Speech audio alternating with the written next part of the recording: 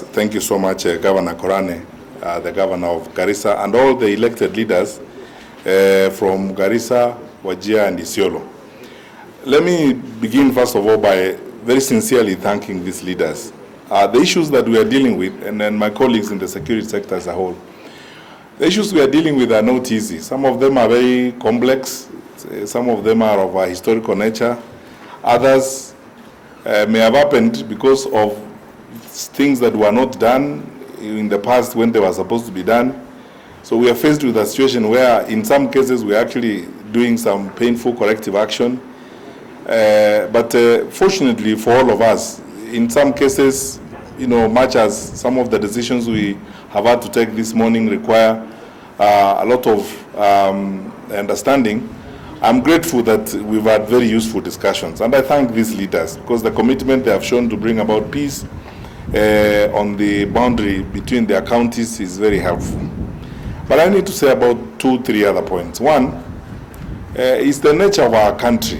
When we are moving towards an electoral cycle, you see an escalation of intercommunal tensions, some of them, relating to pasture, but some of them also, we have to be very sincere, have a relationship to a political activity or political intentions or political expressions. We have had a very candid and honest conversation with each other. And in matters like this, I do not want to be naive and assume that we will all agree on everything. Some of us may have felt that we probably needed to do things or certain things differently. But that's the nature of discussions and negotiations. It's a journey, and I liked what one of the leaders has just told us, one of the members of parliament here who said this is a journey. We're building a relationship, and we are trying to ensure that we sort out some of the mistakes that may have been done in the past. So we have agreed on how we are going to work on this. Some of the decisions we have made, for example, in relation to administrative boundaries and how they are going to be sorted out, are not things we will do overnight. We will work on them, and we will continue to consult one another. Because the hallmark of a society that is going to survive and go far is that we have to be at the table from the counties concerned and the teams from the police command that are handling this matter. We've come to an agreement on the various actions that need to be taken, and I want to urge the leaders that it is now our turn to lead the way in observing the agreements we have reached, especially in ensuring that we check some of the ways in which we express ourselves. I know that when we have conflict or when we have challenges, passions are inflamed, and there is a temptation always to point fingers, even using language that could inflame passions further and worsen conflict. I want to plead with my brothers and sisters who are standing behind me, and those of our colleagues in the political practice, that we have a country to manage. We have a people to lead. And even when we have challenges such as we do, or such as we have had on the boundaries between Wajir, Garissa, and Isiolo, we always must remember that even beyond that conflict, we are family, we are one nation, and we must remain together as we go forward. So we will ensure that we police this better. The Inspector General has undertaken to look into the deployment of our police resources on that boundary, and we will do our best to ensure that we serve our people in that part of the country effectively. We are now conducting an audit of the National Police Reservists and the KPRs in that part of our country, as directed by His Excellency the President in his capacity as the Chair of the National Security Council. And we are looking at how we have used those resources in the past and if we can use them better. We will soon also begin a very aggressive exercise of disarmament. It is possible, actually, that in some parts of our country like that one, we have more arms that are in wrong hands, and we will conduct that exercise very aggressively soon. The Inspector General and our team are working on the plan, and within a very short time we'll begin to deal with that problem. Since I have this opportunity, let me conclude my remarks by making a point on what is going on in Kapedo. As I said yesterday, the statement I issued, what happened is that our senior police officer was murdered. There was no conflict. It was a clear case of a premeditated, planned ambush that was targeting our Deputy Director of Operations with the GSU. Kenyans know this, and there are times when we must speak to each other candidly and stop pretending and doing public relations about some of these things. That part of our country has been very costly to us in the security sector. We have lost security officials there. We have lost Ngao officials there. We have lost innocent wananchi. And there is a culture in that part of our country which seems to protect negative and criminal armament that disguises, first of all, as cat rustling, but in actual fact, it is funded. And I want to say this, it is funded. We are in hot pursuit of certain people, including leaders. And I want to assure the country on this particular score, we are going to act very decisively. And we will make sure that those who are involved in that are facilitated to meet with the law. Because that will not happen. And then by the time we are done with what we are doing there, it will be a story to be told in generations to come when there will be no such violence in that place. Because they asked for us to move there, we have moved our policing resources there, and we are going to increase very stiff resources in that part of the country. I am asking those who know those people who murdered our senior police officer to surrender them. But if they don't want to surrender them, we will still go for them. We will look for them. It doesn't matter how long it's going to take us. And it does not matter what resources we are going to use. We will get them and bring them to justice. Because we cannot allow that kind of lawlessness to persist in our country. Some people have done that, including leaders. I need to emphasize it, including leaders. And they have gotten away with that kind of behavior for far too long. That time has come when we must have a honest conversation on that matter.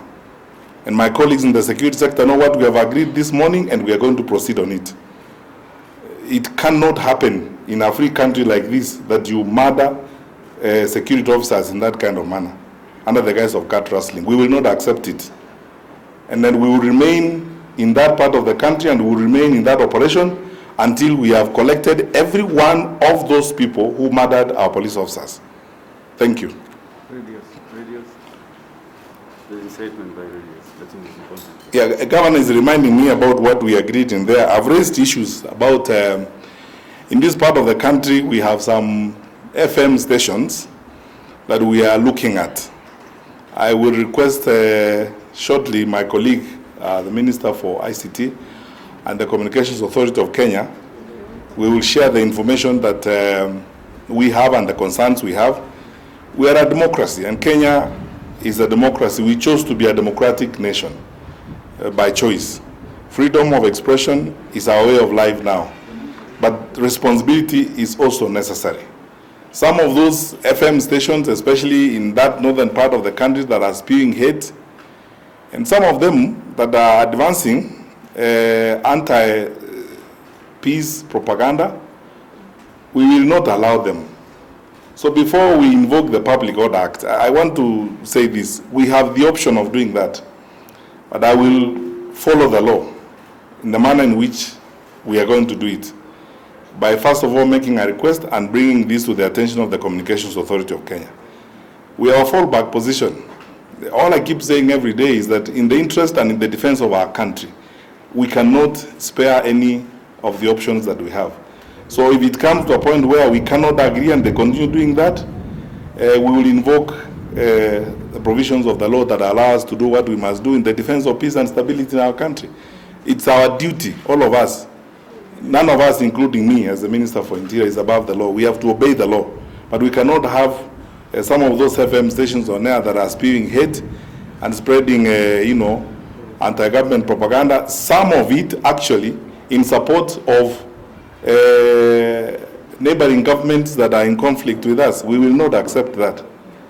If you look at the investment that we have made as government in the northern part of the country and in the war against terror, it speaks for itself. So some of those exaggerated comments I'll deal with them blow by blow when we have the security meeting with the rest of the leaders of Northern Kenya. But Kenyans have, nothing to worry about, because some of those exaggerations are not true. The challenge and the reality of terrorism is with us, and it's going to be with us for a long time. We can't wish it away. But I don't think we have a challenge in the scale in which that leader was speaking. But I promise that I will respond to that matter blow by blow when we have the comprehensive meeting on terror and the security issues on the north. And we are going to have that in Northeastern. We are all going to be in that meeting, and I will speak about it at that time. I'll respond to it at that time. Thank you. The last one, just one last one. My name is Hitting. You say you're conducting an unprecedented operation. And today you say you carry a very, the disarmament process, it will be very tough. So are we looking at a situation where we might have people moving from their areas because they are fearing the kind of operation that will be we are actually carrying out the operation to protect them. That's what we are doing. Why would they need to move around? I mean, people come to your village to help you remove criminals. Why would you go away from it? The whole purpose of what we are doing is to make that place safe. You don't know the pain and the stress that women and children go through in some of these areas where, some people have been funding criminal activity in the guise of cat rustling, and the ordinary mwananchi really suffer in the process of this, and we don't want that to happen in our country. So no one has anything to worry about. I mean, we've done this several times before. But some of you were with me in Mount Elgon when I went to Mount Elgon to sort some of this out. Some of you were with me in Matungu when I went to Matungu, when there was a spate of killings and so on. And we have been together with you when we have had a part of the country that is experiencing a particular wave of crime. It happens. I mean, unfortunately, we have to be very honest and say that from time to time you will encounter challenges of this kind. You'll have a part of the country facing a particular wave of crime in a particular point. So we move in and we surgically get into the villages and the families and so on. And wananchi are always very helpful. They give us all the information we need. That's why these places I've mentioned are quiet. See, ever since I went to Mount Elgon and came back, you've never had anything. Same thing with Matungu. And that's what we are doing here in Kapedo. We are going to move in that kind of manner. Because those people are not only stressing us, they have not only murdered our police officers, they are also stressing our fellow citizens who otherwise want to go about their peaceful life, educate their children, and do what they need to do. So surely, why would Kenyans have a government if the government is not going to rid them of such bad people from their midst? Thank you.